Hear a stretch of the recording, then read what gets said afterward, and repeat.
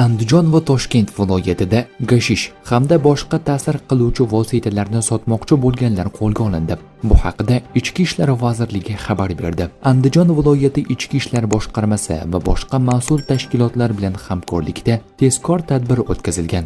1963-yilda tug'ilgan haydovchi boshqaruvidagi mashina ko'zdan kechirilganda, undan 728 gramm gashish giyohvandlik vositasi moddasini sotish maqsadida saqlayotgani aniqlangan. Mazkur holat yuzasidan Jinoyat kodeksining 278-moddasi 5-qismi bilan jinoyat ishi qo'zg'atilib, tergov harakatlari olib borilmoqda.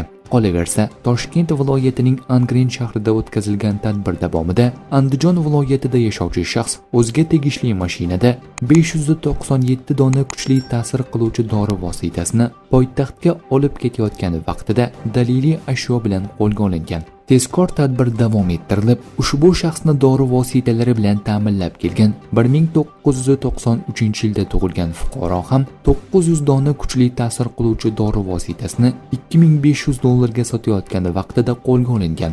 Mazkur holat yuzasidan ushlangan shaxslarga nisbatan Jinoyat kodeksining 251-moddasi bilan jinoyat ishi qo'zg'atilib, tergov harakatlari olib borilmoqda.